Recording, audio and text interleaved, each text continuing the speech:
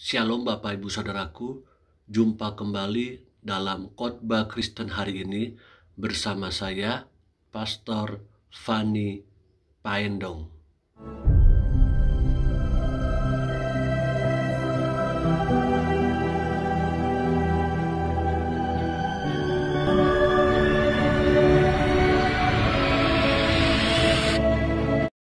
Tema khotbah Gereja Betel Indonesia tanggal 29 Mei 2022. Mari sebelum kita menikmati dan belajar firman Tuhan, kita berdoa.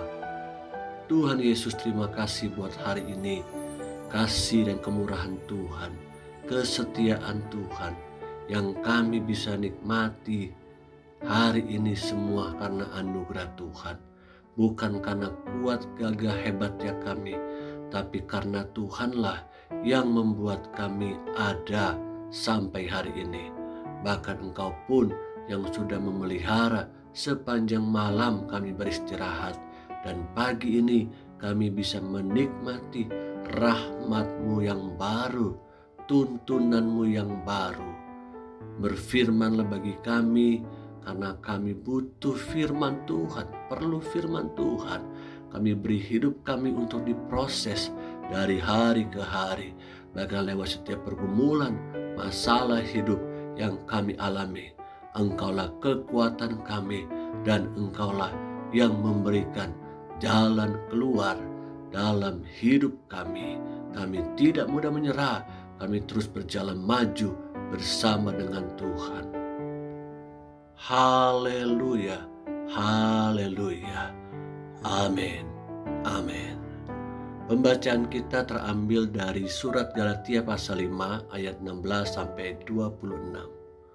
Maksudku ialah hiduplah oleh roh, maka kamu tidak akan menuruti keinginan daging. Sebab keinginan daging berlawanan dengan keinginan roh, dan keinginan roh berlawanan dengan keinginan daging, karena keduanya bertentangan, sehingga kamu setiap kali tidak melakukan apa yang kamu kehendaki. Perhatikan dalam kalimat ini, karena keduanya bertentangan, yaitu keinginan roh dan keinginan daging. Sehingga kita ini selalu diperhadapkan untuk melakukan baik keinginan daging maupun keinginan roh. Namun sayangnya kita melakukan keinginan daging untuk tubuh kita ini, untuk sesuatu yang nyaman buat daging kita. Selanjutnya firman Tuhan katakan, akan tetapi jikalau kamu memberi dirimu dipimpin oleh roh, maka kamu tidak hidup di bawah hukum Taurat. Perbuatan daging telah nyata, yaitu percabulan, kecemaran, hawa nafsu, penyembahan berhala, sihir, perseteruan, perselisihan, iri hati, amarah, kepentingan diri sendiri, percideraan, roh pemecah. Coba lihat sampai di sini, apakah perbuatan-perbuatan daging yang tadi kita baca, kita lihat dalam ayat ini, masih adakah itu menguasai hati dan pikiran kita? Berpikir cabul, melakukan sesuatu yang cemar, hidup yang dikuasai oleh hawa nafsu, seperti hedonisme, penyembahan sampai kepada kepentingan diri sendiri, bahkan dikatakan, dan roh pemecah. Ini bagian daripada perbuatan-perbuatan daging.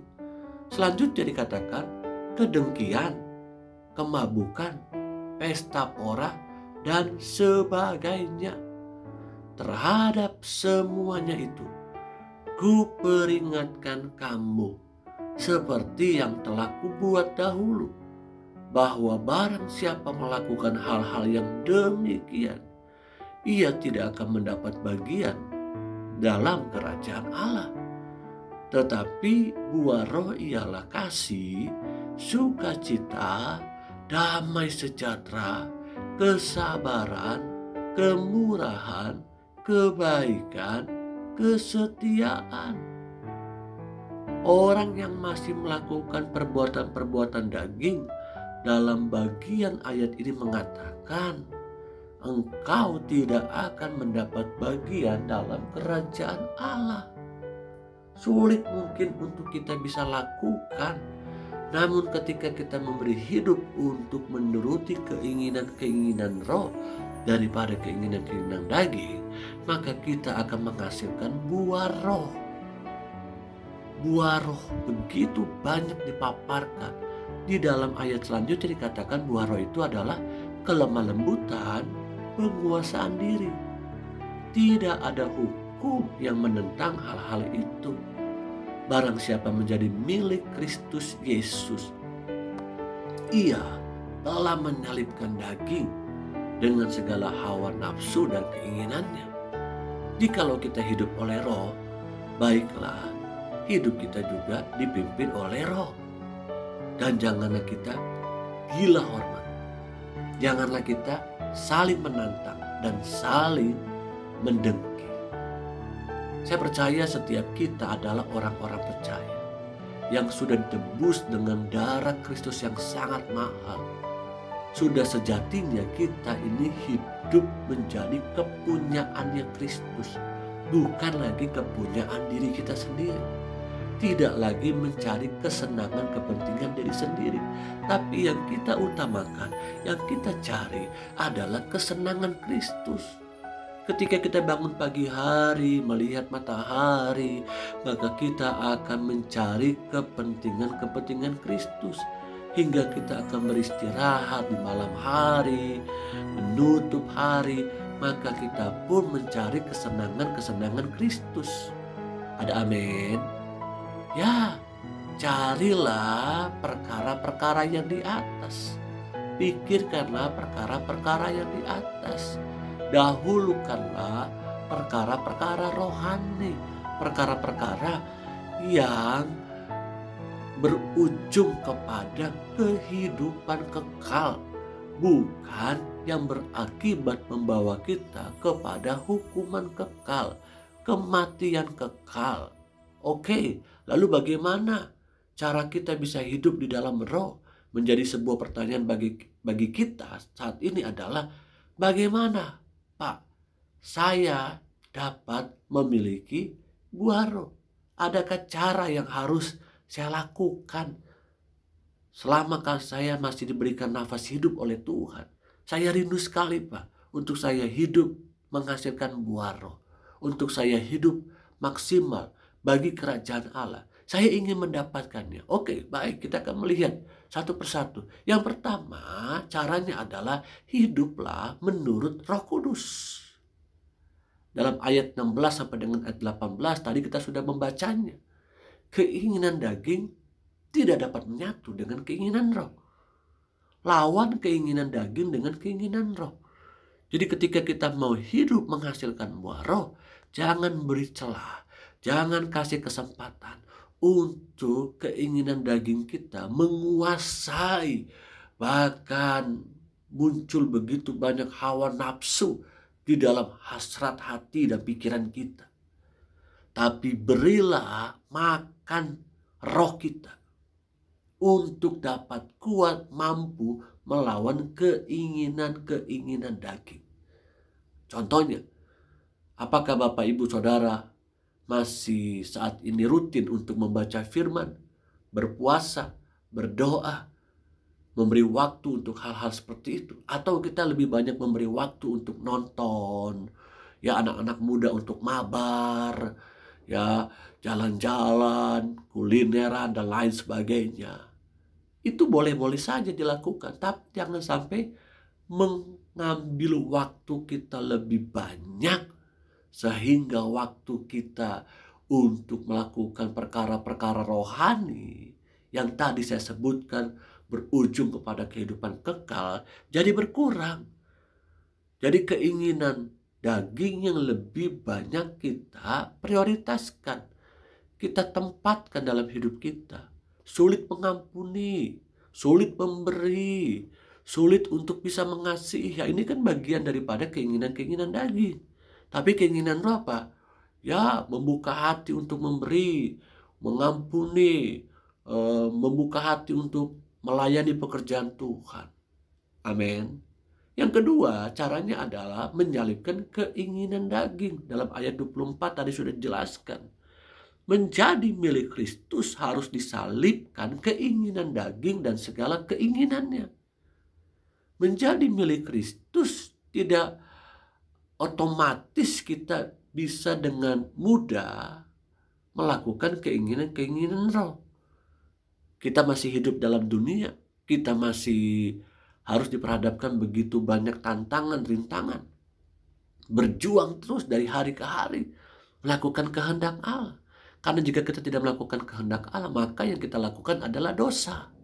Dosa adalah pelanggaran terhadap hukum Allah, terhadap perintah Allah. Bagian mana perintah Allah yang belum kita lakukan sampai hari ini? Ya mungkin tadi seperti saya katakan, sulit sekali Pak untuk saya bisa mengampuni dia. Karena dia sudah menyakiti saya, sudah membuat saya kecewa. Bahkan mungkin ada di antara Bapak Ibu Saudara yang sulit untuk bisa mengampuni karena ada orang-orang yang sampai menghilangkan nyawa orang-orang yang kita kasihi. Atau mungkin sudah membawa uang kita, ya dirugikan perusahaan kita, tipu sana, tipu sini. Dan biasanya orang-orang yang sering menyakiti kita adalah orang-orang yang berada di sekitar kita. Entah suami, entah istri, entah orang tua, entah anak, atau mungkin sahabat kita, atau saudara kita. Orang-orang yang terdekat dengan kita yang seringkali dipakai oleh Allah untuk memproses kehidupan kita. Besi menajamkan besi, manusia menajamkan sesamanya. Kalau sampai hari ini kita sulit untuk bisa sabar, maka ada orang-orang ditempatkan untuk kita belajar sabar. Jadi tidak lagi mudah marah, terpancing emosi. Seperti itu. Yang ketiga caranya adalah mewujudkan buah roh. Maksudnya di sini dalam ayat 22 sampai dengan 23 buah roh itu. Jadi buah roh itu bukan sekedar menjadi sebuah keinginan hati kita, tapi ada actionnya, ada perbuatannya, ada tindakannya. Kita bukan bicara tentang teori saja di dalam firman Tuhan, tapi kita harus melakukannya sehingga orang bisa melihat buahnya. Buah roh itu terlihat hasilnya dan dapat dinikmati oleh sesama kita. Kita bisa mengetahui itu pohon mangga, pohon belimbing, pohon durian ketika kita melihat buahnya. Sama, orang-orang sekitar kita, Bapak Ibu Saudaraku, bisa melihat buah kita, bisa mengetahui siapa diri kita sesungguhnya. Ketika kita menghasilkan buah roh, maka orang bisa melihat, oh dia ternyata orang Kristen, dia pengikut Kristus, makanya hidupnya beda dengan hidup kita, hidupnya beda dengan orang-orang dunia. Dia gampang sekali menolong, gampang sekali menasehati, gampang sekali memberi, gampang sekali mengampuni. Wow, ini namanya orang-orang yang menghasilkan buah roh. Yang Tuhan inginkan dalam kehidupan saya dan saudara adalah tidak sekedar memuji-muji Tuhan, menyembah Tuhan di gereja, belajar firman Tuhan, bedah isi Alkitab. Tidak hanya cukup berhenti di gereja, tapi Tuhan mau kita menghasilkan buah roh. Karena dengan demikian, dengan kita berbuah, maka kita memuliakan nama Allah di mana Tuhan tempatkan saya dan saudara berada untuk menjadi saksinya. Amin. Kiranya firman Tuhan ini menolong kita, memampukan kita untuk dapat hidup di dalam keinginan roh. Mari kita berdoa. Tuhan Yesus yang baik, terima kasih buat firman Tuhan yang menolong, mengajar kami, mendidik kami, menasihati kami. Kalau masih ada hal-hal yang keliru, hal-hal yang salah, kami minta Tuhan koreksi kami. Ampuni kami Tuhan. Masih banyak keinginan daging yang kami lakukan daripada keinginan roh. Ampuni kami.